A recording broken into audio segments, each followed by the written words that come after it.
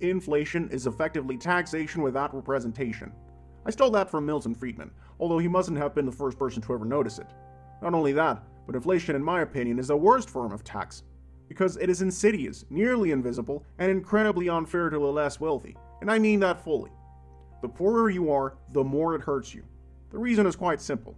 Compare two people. One has $100,000 in his personal bank account. The other one has $100, and they both need to buy milk. Now, who do you consider it would hurt more if the price of milk went up by 50 cents? The rich guy probably didn't even notice paying an extra 50 cents. But the poor guy, with only $100 in his personal bank account, will probably have to think twice before actually buying it. After all, he also needs to pay for rent and buy eggs and bread. And wouldn't you know it, those went up too. You see, inflation is defined as a generalized increase of prices. That means that the same amount of money buys you less and less of the same product. It's a creeping thief that robs you of your purchasing power. Those living paycheck to paycheck find their savings diminished and their purchasing choices limited. It creates a vicious cycle. The cost of living increases, but wages remain stagnant. This disparity leads to more and more people relying on credit, further entrenching them in a debt. But not the wealthy. You see, as inflation rises, wealthier people can often protect themselves by investing in assets that appreciate, such as stocks or real estate. These assets tend to rise in value during inflationary periods, creating a wealth gap that widens. The rich can manage inflationary periods just fine. However, inflation hurts the most vulnerable people in our society, effectively siphoning off their hard-earned wealth while they remain unaware of what's happening. This hidden tax disproportionately impacts low-income families who spend higher percentages of their income on essentials. For those barely getting by, an increase in prices means they have to make tough choices that wealthier people just don't face. That said, rich people aren't the enemy. They just have the capacity and knowledge to better escape the consequences of inflation, which is why they are generally unaffected and easy to shift the blame on. No, the real enemy, the actor who actually creates inflation, is the government. You see, interestingly enough, it is the government who benefits the most from it. When it prints more money, it effectively pays off its debt with less valuable currency. It prints money, but generally this money isn't substantiated by any value in an economy. However, actual money does not grow on trees, and real value isn't just printed. When politicians order central banks worldwide to print money, they aren't creating real value. On the contrary, they are diluting the currency being printed. And everybody uses that currency. The more cash you have, the more money you lose. Poor people don't have a lot of assets. They just have some cash that will need to be used to pay for electricity, bills, gas, groceries, education, etc.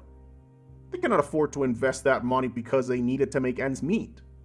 And as everything becomes more expensive, the dilution of value of their currency means that the prices of everything must go up in order to remain profitable, while their income stays roughly the same. That means their purchasing power is diminished, not because they don't work hard, but because politicians order the money to be printed. But let's step back for a second, because saying that politicians are actively stealing from you is a rather big statement. One that is, for better or worse, rather easy to demonstrate. You see, politicians campaign on giving people things. Things like social welfare, more security, better services, whatever the you name it. However, as we stated earlier, politicians cannot produce money. Their salaries and all of those campaign promises can only be paid for from money collected from people who actually produce that money. And that is, well, that is you and me. A politician's job isn't to serve people. A politician's job is to win elections for their party and to remain in power for as long as possible. Do you think a politician would be elected if they told people, we can't give you free shit? Of course not. And how long do you think they would remain in power if they told people we're gonna raise taxes? You see, they promise you free shit, but best case scenario don't actually give away anything. Or even worse, they do give away things, but those things ain't free. They are paid for either directly or indirectly by the average citizen. Because if they didn't raise taxes, they just printed money to pay for it, meaning effectively they just stole 50 cents from the average sale of milk. Take it from a Venezuelan that lived through the hyperinflationary years in his home country. Inflation is the most destructive force a society can face. Money is a glue that sticks society together. It is a thing that demonstrates value. It is what we use to exchange goods. In the case of Venezuela, our only legal tender, imposed by the government by the way, lost all of its value. All of it. And when money loses its value, forget about not making ends meet. The issue is not that you'll struggle to pay for rent. The issue is you won't even find food. Society collapses completely. No services actually work like water or electricity.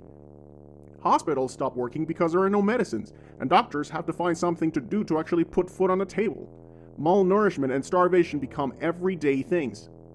In a hyperinflation, society resembles more a zombie apocalypse than a country. That is how you end up with 9 out of 28 million people fleeing. That is 1 in every 3 people. Imagine if 1 in every 3 people you knew had to move out. Granted, Venezuela's case is that of a hyperinflation, but extremes contrast issues far better than averages do. The sad reality of this extreme is that it isn't a fantasy. Just look up the news. And that is a great segue to our sponsor, I'm kidding. I'm not big enough to have a sponsor. Anyway, back to the video. But inflation is still pervasive, and a very real issue. It is currently being used to keep people in poverty and to keep an entire generation poor. These greedy soulless sons of bitches do not give half a fuck about you. They only want to be re-elected, and the silent theft of inflation is how they can keep promising you things, while keeping you dirt poor. Inflation isn't just an economic statistic. It is a real-world phenomenon that impacts lives every single day. To truly understand its effects is to grasp the urgent need for accountability and foresight in monetary policy. As long as inflation continues unchecked, it will remain the most destructive force of society. So the next time you feel the pinch at the grocery store or question why your savings don't stretch as far, remember, inflation is a hidden hand of theft, and politicians, the sons of bitches stealing from you.